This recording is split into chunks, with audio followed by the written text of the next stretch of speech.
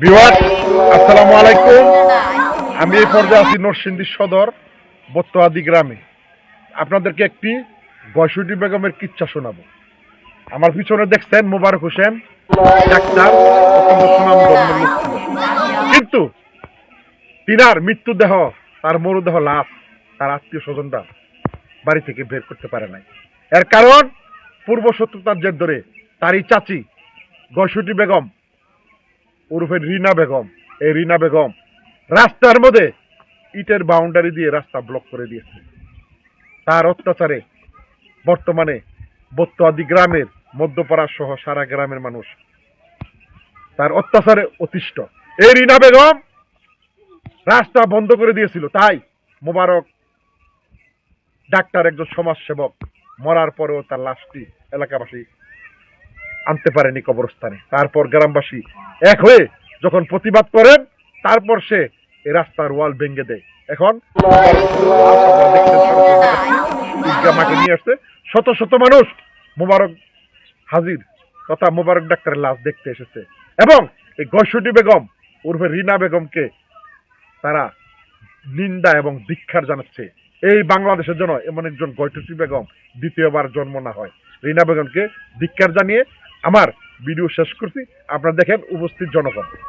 ধন্যবাদ। আসলে কি ভাই লাশটা বন্ধ রাস্তা বন্ধ করে দিছিল? আপনার নাম কি বড় ভাই? জাহাঙ্গীর ভাই। এই যে আমি বললাম মোবারক ডাক্তারের এই লাশ আনতে পারে না রাস্তার জন্য, এটা কতটুকু সত্য? হারা বাড়ি বাউন্ডারি করে রাখছে, রাস্তা লাগা রাখছে না আর কি, নারাইকা বাড়ি বাউন্ডারি করে রাখছে। পরে কি ভাঙ্গা দিচ্ছে?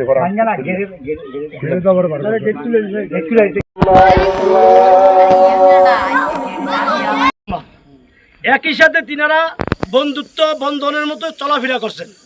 আমি ওনার কাছে যখনই আসতাম তখন আমার পিতার স্মৃতিগুলোর কাছে যখন শুনতাম তখন আমার পিতার কথা মনে পড়তো। আজকে তিনি আমাদের মাঝখানে বিদায় নিয়ে চলে গিয়েছেন। আমি মনে করি শুধু আমাদের বত্তোয়াদি গ্রামের একজন অভিভাবক নয়, মহিষাসুর ইউনিয়নের একজন গণ্যমান্য ব্যক্তি, অভিভাবক এবং তিনি জনপ্রতিনিধি, জনগণের সেবক ছিলেন। আজকে তিনি যে বিদায় নিয়ে চলে গেছেন, তিনাকে হারাইছি। মানে আমরা ৬০ বছর ডাক্তারি করছে, মেম্বারি করছে, অনেকের সাথে চলাফেরা আছে। আমার জানা মতে আমার ভুল ত্রুটি হাজারও আছে, আমার জানা মতে ওনার কোনো ভুল নাই, আমার জানা মতে ঋণও নাই, আমার আছে প্রচুর। তো আমি বলি এটুকুই বলে শেষ করি, আপনারা যদি ওনার কাছে কোনো পাওনা টানা থাকেন কেউ, তাইলে আমি আছি, আমার ভাই কবির আছে, ওনার ছেলেরা আছে, আপনারা যোগাযোগ করবেন। আর ওনাকে আল্লাহর হস্তে ভুল ত্রুটি তো মানুষ